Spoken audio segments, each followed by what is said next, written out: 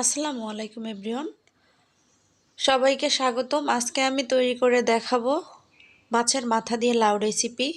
আমি কিভাবে তৈরি করব আপনাদের সাথে শেয়ার করব, চলুন দেখে আসি। এখানে আমি মাছের মাথা, লেজ এবং মাছের ঠোঁটা নিয়েছি লাউ কুচি করে। আমি মাছ হালকা লবণ হলুদ দিয়ে মেখে নিব, তারপর চলে যাব চুলায় একটি প্যান গরম করে 3 টেবিল চামচ তেল গরম করে নিয়ে আমি মাছ ভেজে নিব।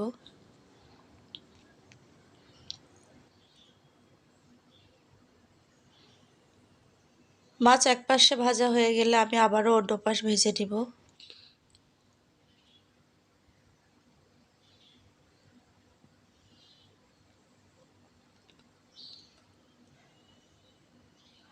মাছ ভাজা হয়ে গেলে আমি প্যান থেকে উঠিয়ে নিব।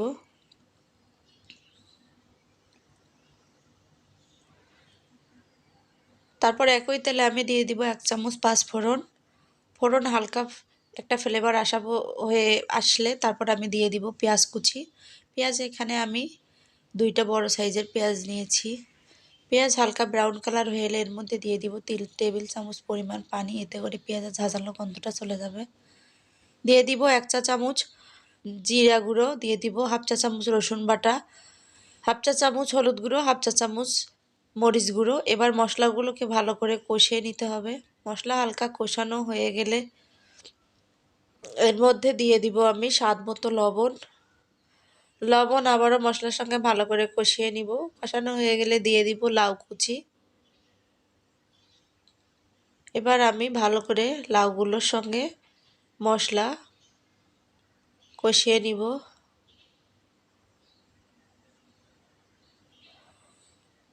আমি লাউ কষানোর জন্য আবারও ঢাকনা দিয়ে ঢেকে ভালো করে কষিয়ে নেব 2 মিনিটের মতো। 2 মিনিট পর ঢাকনা খুলিয়ে নিব। আপনারা দেখতেই পাচ্ছেন আমার লাউয়ের নিচ থেকে তেল উপরে উঠে এসেছে। লাউ ভালো করে কষানো হয়ে গেছে। এর মধ্যে অ্যাড করব আমি 3 কাপ পরিমাণ পানি।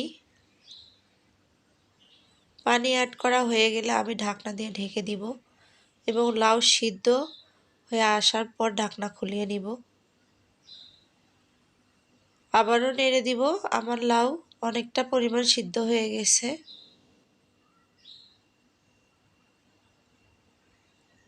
এর উপর দিয়ে দিব ভেজে রাখা মাছ।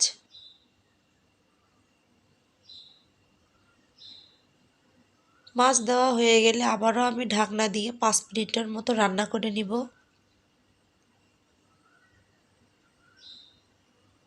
5 মিনিট পর ঢাকনা খুলে নেব। আপনাদেরকে দেখিয়ে দিচ্ছি লাউয়ের ঝোলটা আরও একটু পরিমাণ কমবে। আমি ঢাকনা খুলে নিলাম। এর মধ্যে দিয়ে দিব কাঁচা মরিচ ফালি এবং 2 মিনিটের মতো রান্না করে চুলা থেকে নামিয়ে আপনাদেরকে পরিবেশন করে দেখাবো।